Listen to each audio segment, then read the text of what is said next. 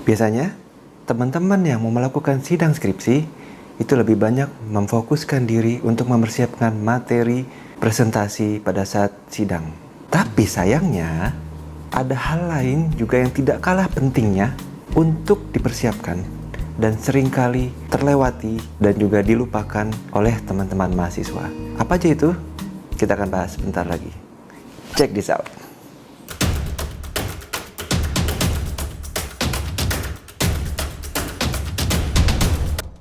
Assalamualaikum warahmatullahi wabarakatuh.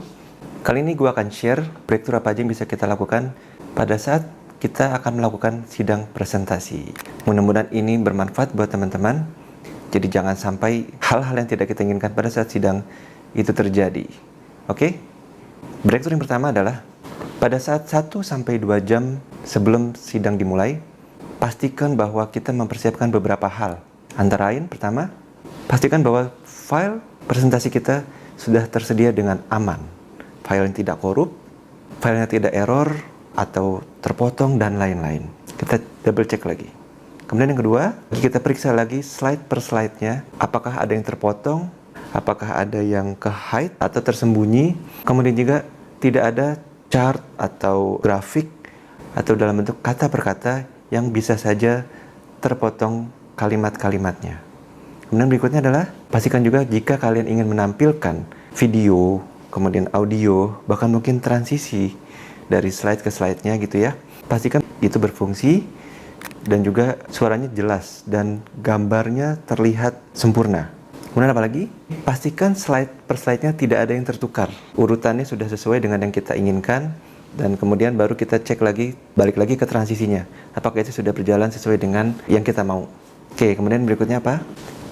Ini yang nggak kalah penting adalah kita pakai atau kita gunakan best outfit kita atau kostum yang terbaik lah. Contoh misalnya buat yang cowok gitu ya, minimal menurut gue kemeja. Jangan menggunakan polo shirt, apalagi kaos. Untuk yang cewek mungkin bisa ditambahkan dengan blazer. Ya intinya kalian juga bisa menggunakan pakaian yang lebih sopan dan lebih formal. Jadi jangan menggunakan pakaian seadanya, asal-asal mungkin baju tidur kalian yang mentang-mentang presentasinya di rumah gitu ya. Kemudian kalian menggunakan baju-baju yang sifatnya cenderung santai gitu dan menurut gue cenderung tidak sopan dan tidak formal. Itu dihindari. Manfaatnya ada dua sebetulnya. Yang pertama adalah kalian merasa bahwa tingkat kepercayaan diri kalian secara tidak langsung akan meningkat dengan sendirinya. Dan yang kedua adalah sudah pasti bahwa tim penguji ini akan merasa lebih dihargai oleh kalian.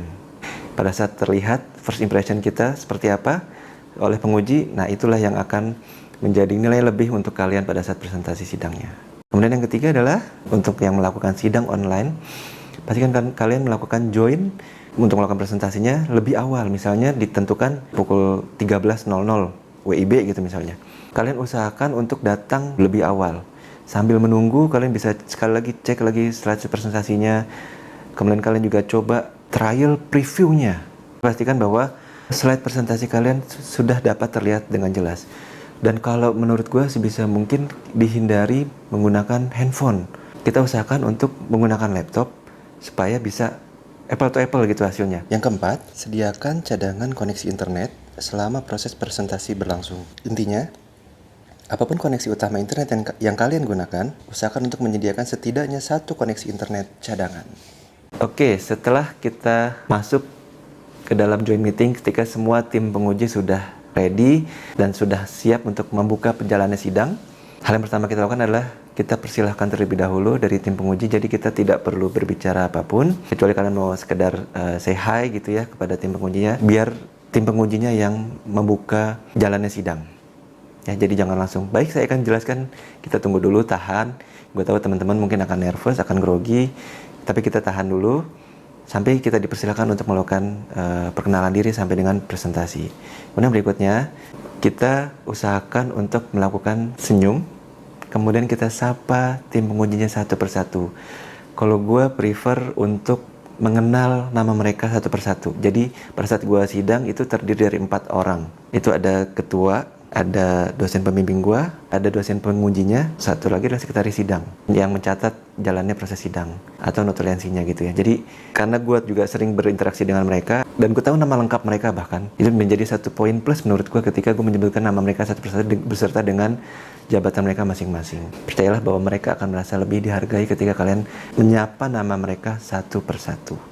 Kemudian berikutnya adalah ucapkan terima kasih terlebih dahulu atas kesediaan waktu dari penguji kalian dan juga kesediaan mereka untuk membaca dan mempersilahkan kalian untuk melakukan presentasi. Yang berikutnya, perkenalkan diri kalian dulu secara singkat. Yang standar biasanya adalah nama lengkap kalian, nomor mahasiswa kalian, kemudian satu lagi adalah jurusan atau bidang studi kalian. Jadi nggak perlu lagi ditambah-tambah dengan berat badan kalian, misalnya ukuran sepatu kalian, hobi dan lain-lain, itu nggak perlu ya. Jadi biasanya hanya 3 ini. Walaupun itu sudah disebutkan oleh tim penguji, nggak ada salahnya kalian untuk mereconfirm lagi sekali lagi. Oke, yang terakhir, kalian konfirmasi dulu aturan mainnya dalam proses presentasi. Misalnya ada yang tanya jawabnya pada saat proses sidang, ada juga yang tanya jawabnya adalah pada saat di akhir proses sidang kalian atau presentasi kalian berlangsung. Kalau gue waktu itu melakukan tanya jawabnya setelah gue selesai menjelaskan presentasi gue. Menurut gue itu lebih enak sih sebetulnya, karena gue lebih bisa fokus dengan mengejar waktu yang ditentukan gitu. Misalnya kalau nggak salah gue dikasih waktu sekitar 15 menit, dan saat itu juga gue harus mengejar waktu supaya nggak keteteran gitu ya. Plus minusnya waktu itu sekitar 1-2 menit, karena gue sebelumnya sudah melakukan praktis. Setelah kita melewati masa pendahuluannya gitu ya, kita langsung masuk ke bagian utamanya, yaitu proses presentasi kita. Menurut gua, hal pertama yang harus kalian lakukan adalah kalian ceritakan dulu latar belakang kalian mengambil topik penelitian tersebut. Kenapa topik penelitian tersebut menarik untuk kalian angkat? Apakah sudah pernah dilakukan oleh peneliti sebelumnya tapi kalian melengkapi sifatnya, atau justru belum pernah ada peneliti lain yang mengangkat topik tersebut dan lain-lain. Jadi kalian ceritakan dulu alasan kalian mengambil topik tersebut, baru kemudian kalian masuk ke slide per slide-nya.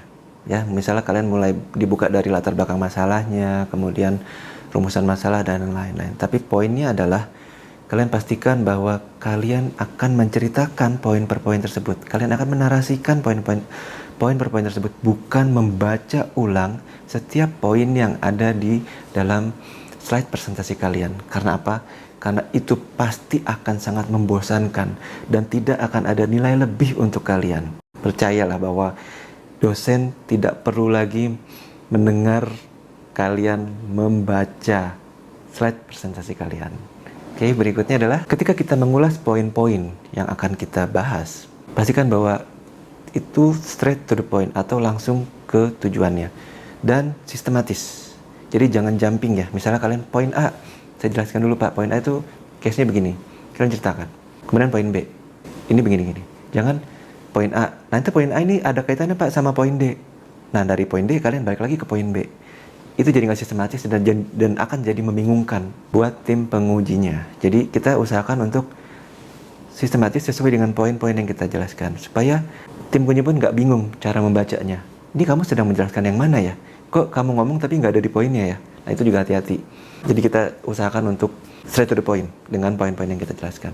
Yang keempat adalah hindari curhat ketika kalian ditanyakan tentang hambatan penelitiannya. Misalnya, selama kamu melakukan proses penelitian ini, ada hambatannya nggak?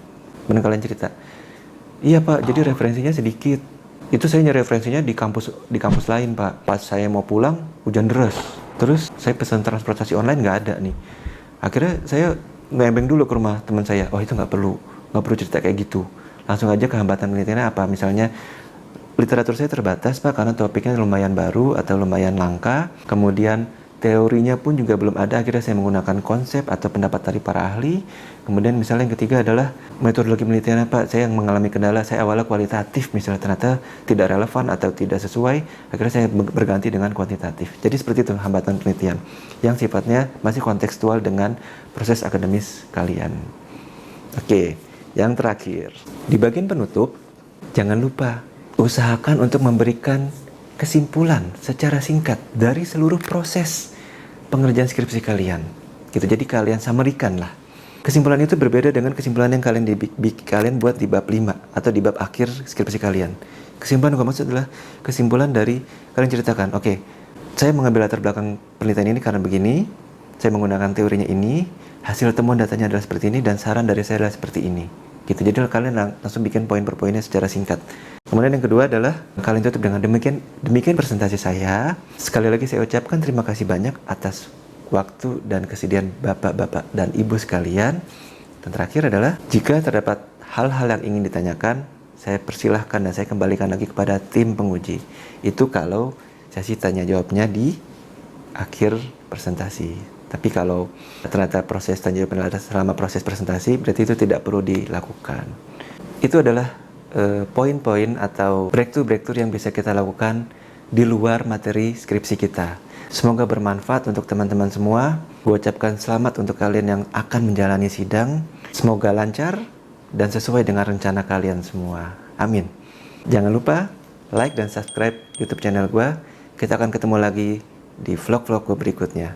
Wassalamualaikum warahmatullahi wabarakatuh.